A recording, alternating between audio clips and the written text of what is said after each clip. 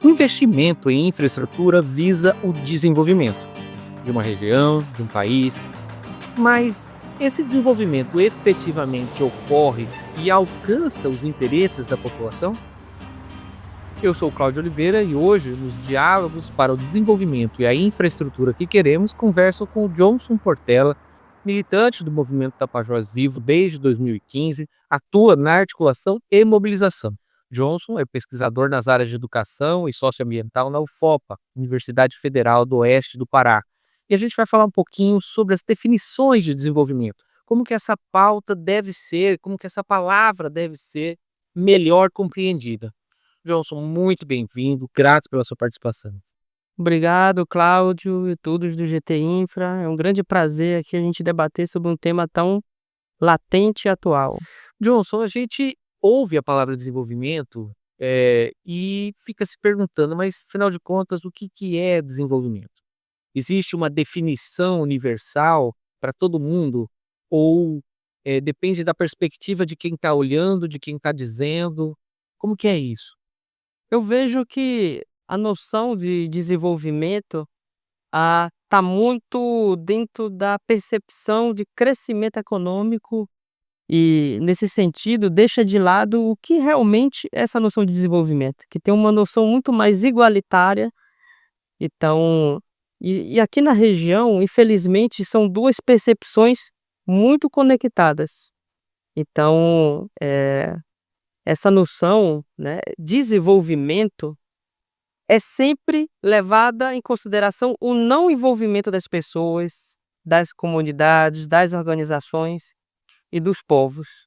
Então, é uma noção apropriada por um modelo econômico predatório, mas de veras, falando sobre desenvolvimento, nessa noção, é uma noção onde o desenvolvimento é para todos e muito mais, respeitando a natureza, os povos e toda a cultura local. O que é o inverso da noção de desenvolvimento desse modelo predatório, que é um modelo capitalista que a gente tanto conhece. Então, inclusive, acho que é um conceito que as organizações devem tomá-lo de volta, né? E dar o que é essa noção de desenvolvimento do modelo capitalista, que é apenas o crescimento econômico. Isso é crescimento. O desenvolvimento mesmo não está sendo feito, não está sendo praticado, não pelo Estado e nem pelas empresas. Então, eu acho que é uma forma das organizações, né, se apropriar novamente dessa noção de desenvolvimento de um modo mais igualitário e que pense no modelo de sociedade melhor, incluindo a natureza.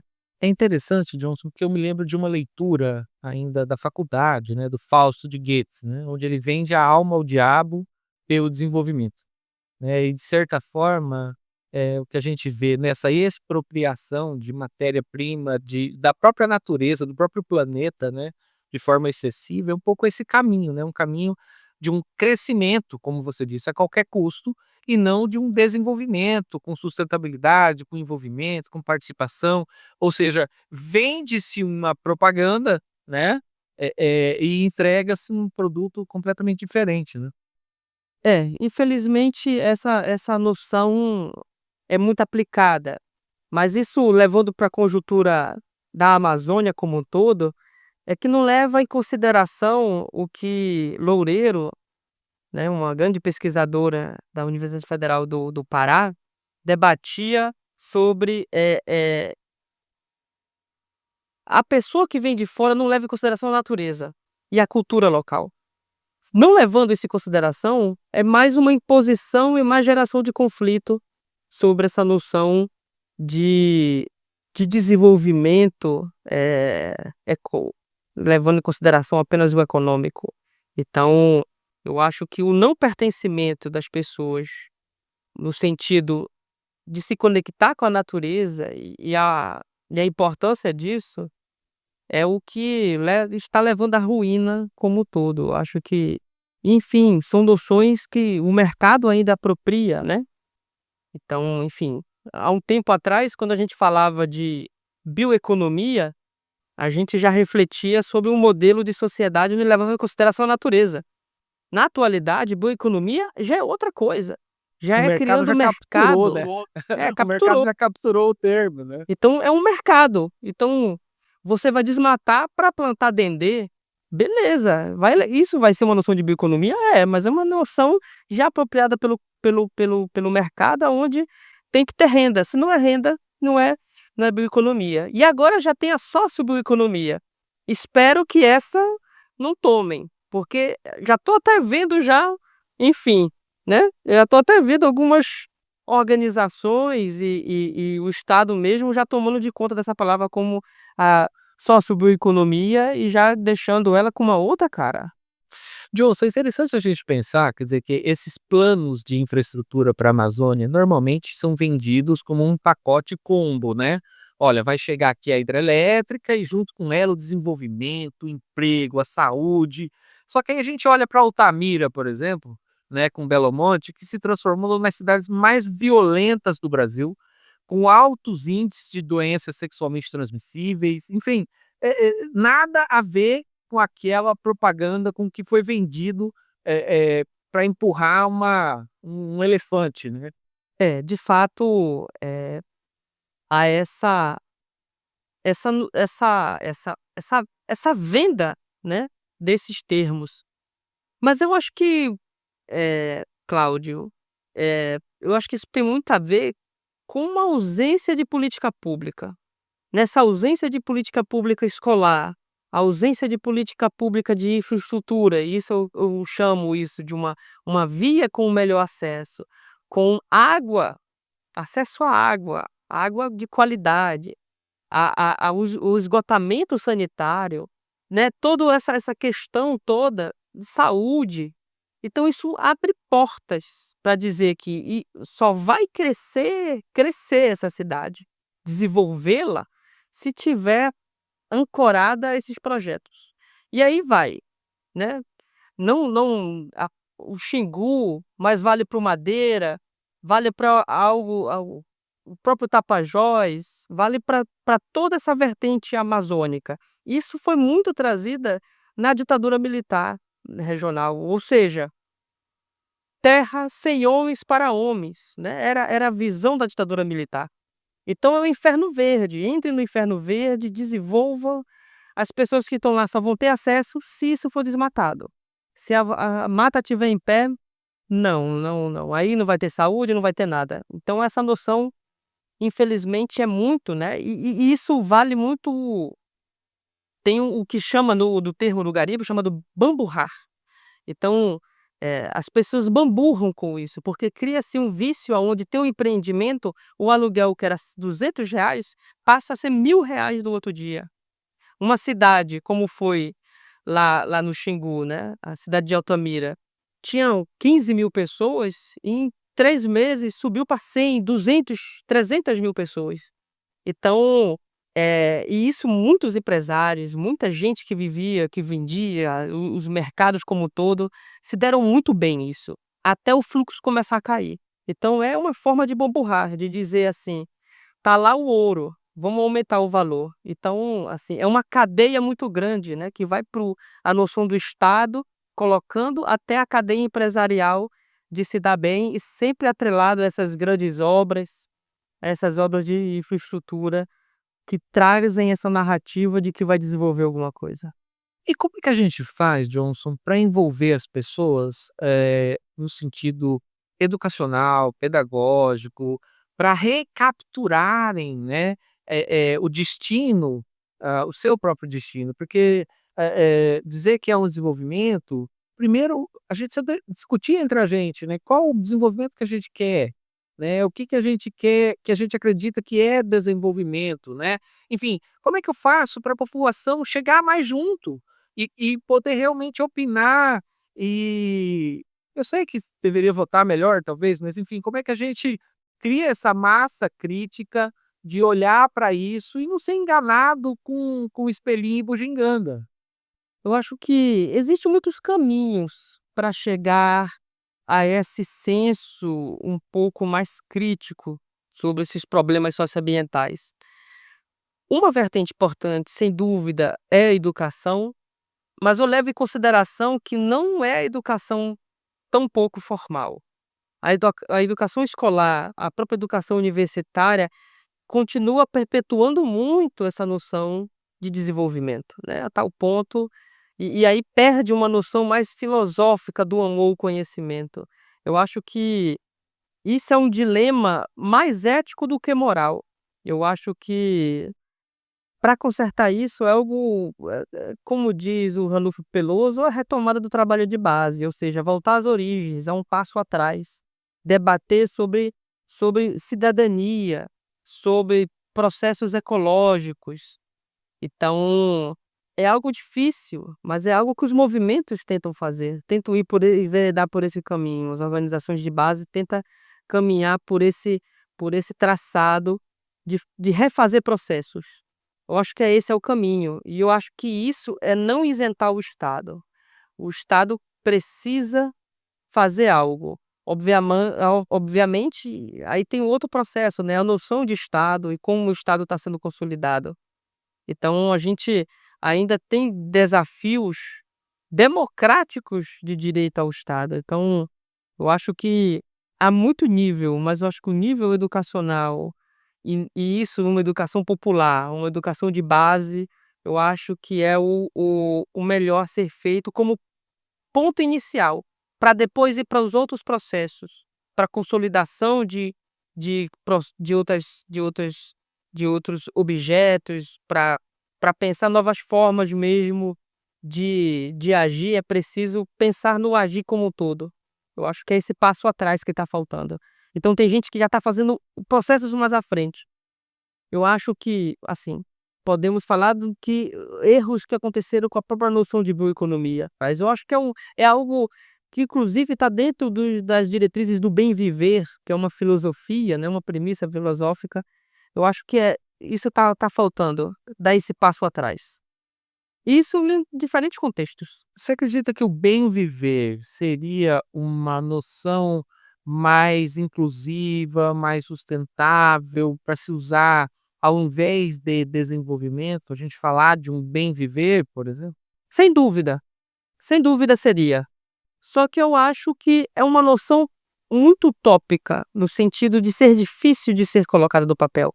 Mas eu acho que esse é o caminho da própria sobrevivência da raça humana. Se a gente não pensar em ter uma nova noção de desenvolvimento e isso pensar inclusive formas de decrescer, porque o bem viver, uma das suas premissas é até essa noção de decrescer. Realmente a gente precisa de ter o auge tecnológico, a gente precisa conhecer outros planetas se a gente mesmo não se conhece, é algo que o bem viver debate muito essa noção de que não precisa, a gente precisa se alimentar, viver plenamente, entendeu? Mas não necessariamente com todas essas regalias que as pessoas tanto querem ou às vezes almejam. Então, isso é algo muito utópico, porém é algo importante, porque se a gente está falando sobre o futuro, né, da sociedade, tem que se apropriar sim de diretrizes do bem viver. Senão, né, vai ser mais um processo que vai adiar o fim do mundo. Eu acho que o Ailton Krenak traz muito isso. Realmente vai ser um adiantamento muito curto do fim do mundo, mas ele vai vir de qualquer forma. Então, e é trabalhoso isso. Johnson, a gente está caminhando aqui para o final do programa e eu não poderia deixar de mencionar a questão da crise climática, e de uma readequação, vamos dizer assim, da economia, do valor dos produtos da floresta. Como é que eu faço, para que essa sociobioeconomia, avance para além, né, da falta de qualificação, da falta de logística? Como é que a gente faz para dar valor para esse produto, para crescer de uma forma, mais sustentável, lembrando, né, que nós estamos numa emergência climática, né, não é uma crise, não é mudança, é uma emergência que a gente vive hoje e muitas pessoas continuam dormindo em berço esplêndido, né. É, eu acho que por essa questão, né, da socioeconomia, sua consolidação, isso no modo de deixar a floresta em pé, eu acho que tem que ter uma noção que desvie do caminho de que apenas vai ser uma solução. Eu acho que, às vezes, ainda tem uma noção muito daquela forma das plantations no começo da colonização, o que hoje é a monocultura. Então eu acho que tem que pensar de várias formas dessa socioeconomia, que vai do turismo de base comunitária, que vai realmente da coleta de flores, que vai para, enfim, uma diversidade econômica. Eu acho que essa é a solução, diversificar o papel como um todo. E nesse processo, vale muito, antes de tudo, e isso pensando na própria Amazônia, vou pegar ela como um recorte, não vamos fazer o erro da economia, geralmente a gente vai fazer um produto e vai vender para fora. Primeiramente, eu acho que tem que dar uma segurança alimentar e de uso dessas próprias essências, desses próprios produtos dentro da Amazônia, para quem esteja na Amazônia possa ter acesso a ela, porque nem todo mundo da Amazônia tem acesso a comer uma castanha. E isso eu falo das próprias cidades periféricas. Eu acho que primeiro é isso, pensar na segurança alimentar dos amazônidas e do acesso, e isso como um direito desses produtos da floresta, para depois disso, aí sim, pensar no produto externo. E aí sim, criar um mercado aonde venda num valor honesto, porque eu acho que também não adianta pegar esse produto e deixar ele oneroso. E aí vai dificultar ainda mais o acesso, vai ser mais um produto caríssimo, difícil, e isso eu acho que tem que dar a legitimação, e isso com produtos de base. Eu acho que já chega das organizações que trabalham com agroecologia, com produtos, ter vários atravessadores. Não precisa de atravessadores, eu acho que eles podem fazer seu papel, e isso eu acho que as organizações não governamentais, da sociedade civil organizada, devem assessorar para dar essa firmeza. E sim ter um mercado aonde seja consumido internamente. Isso vale, as escolas podem comprar esses produtos, e aí depois pensar para fora. Eu acho que é isso, porque um erro econômico é isso, né? Uma vez, numa das aulas de economia, minha professora relatava que um dos melhores o Brasil tem trigo muito bom, mas o trigo é vendido para fora, para a Europa. A gente fica com o pior trigo que existe. E isso é errado, porque a gente era para ser o contrário. Então, e aí a insegurança alimentar está grande. Então, se basear numa polieconomia, policultura, e eu acho que é o que vai dar firmeza o bastante para dizer que a floresta de pé é importante e ela é autossustentável, inclusive para as pessoas que estão aqui. Johnson, muito obrigado pela sua participação. A gente está chegando ao fim de mais um Diálogos para o Desenvolvimento e a Infraestrutura que Queremos. E aí a gente quer que você entenda, né, o que desenvolvimento é esse que a gente vem falando. Por isso, essa contribuição do Johnson tão importante. Johnson Portela, que é do Movimento Tapajós Vivo, também professor, pesquisador, né, Johnson, na UFOP. Muito, muito obrigado mesmo. Eu que agradeço. Bom, foi um prazer ter a sua companhia. Confira no podcast, nos canais do GT Infraestrutura, mais sobre os outros episódios que a gente vem gravando também, para você conhecer um pouquinho mais sobre o desenvolvimento e sobre a infraestrutura que a gente espera ver na Amazônia. Fique com Deus. Um abraço. Para saber mais e se aprofundar na temática de infraestrutura de transportes no Brasil, entre em nosso site gt-infra.org.br e nos siga nas redes sociais, @GT Infraestrutura. Compartilhe esse conteúdo e até a próxima. É aprender com os povos originários, é florestar mentes, é revolução.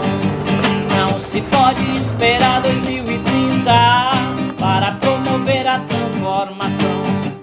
É aprender com os povos originários, é florestar mentes, é revolução. É florestar mentes, é revolução. Vamos apagar o apagão da consciência, vamos apagar o apagão da inconsequência. Vamos apagar o apagão da consciência, vamos apagar o apagão da inconsequência. Vamos apagar o apagão da consciência, vamos apagar o apagão da inconsciência.